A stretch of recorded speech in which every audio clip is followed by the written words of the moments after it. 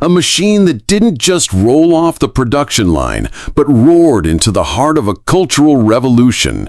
The 1955 Triumph Thunderbird 6T wasn't merely a motorcycle, but a statement, a two-wheeled embodiment of post-war optimism and a simmering rebellion that would find its voice in the burgeoning rock and roll scene.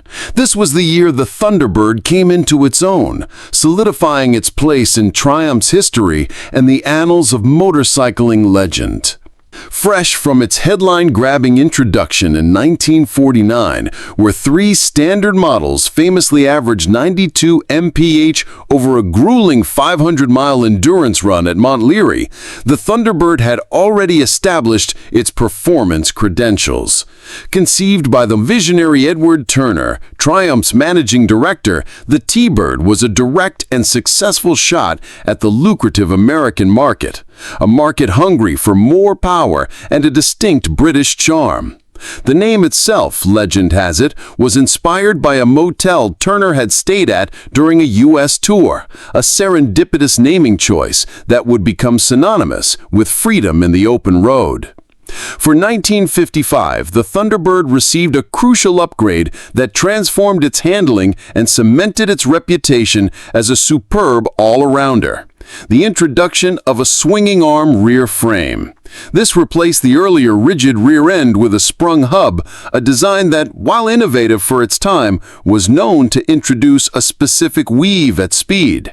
The new setup, featuring twin Girling dampers, provided a more planted and confident-inspiring ride, allowing riders to better exploit the potent 649cc parallel twin.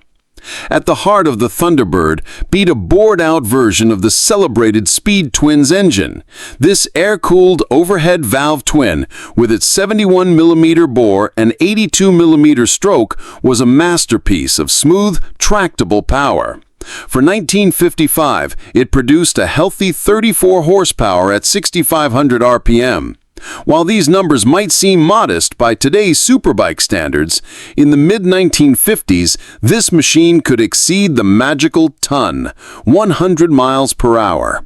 Mated to a robust 4-speed constant mesh gearbox, the Thunderbird delivered its power with a satisfyingly throaty burble from its twin exhausts, a soundtrack that became inextricably linked with the era.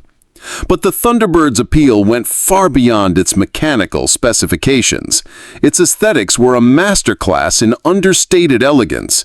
The 1955 models were famously offered in a distinctive shell blue sheen, a serene yet eye-catching hue that beautifully complemented the bike's chrome and polished alloy components. The signature headlamp nacelle, housing the speedometer and ammeter, gave the front end a clean, integrated look that was stylish and functional. The paper dart logo, embossed on the chain case, was another subtle yet iconic touch. The riding experience of a 1955 Thunderbird was a revelation for its time. It was a machine that felt both powerful and manageable. The upright riding position, comfortable dual seat, and well-placed controls made it a capable tourer, ready to devour miles of open highway. Yet its relatively lightweight, around 406 pounds dry, and responsive handling meant it was equally at home on winding country lanes. This duality, the ability to be a gentleman's express and a hooligan's delight, endeared it to a broad spectrum of riders. No discussion of the Triumph Thunderbird is complete without mentioning its seismic cultural impact. While Marlon Brando famously rode his own 1950 Thunderbird in the 1953 film The Wild One, the 1955 model reaped the benefits of this association. The film and Brando's brooding portrayal of a rebellious biker catapulted the Thunderbird into popular culture. It became a symbol of nonconformity, a machine for individuals who dared to be different. This image was further solidified as rock and roll music began to dominate the airwaves, providing the perfect rebellious soundtrack for a ride on a thundering Triumph. Today, the 1955 Triumph Thunderbird is a high watermark for the British motorcycle industry. It represents a perfect storm of engineering prowess, timeless design, and cultural significance. To see one is to be transported back to a time of leather jackets, jukeboxes, and the birth of the modern teenager. It's a machine that continues to captivate collectors and enthusiasts alike, a testament to the enduring appeal of a motorcycle that was and remains a true icon. It wasn't just a triumph of engineering, but a triumph for the ages.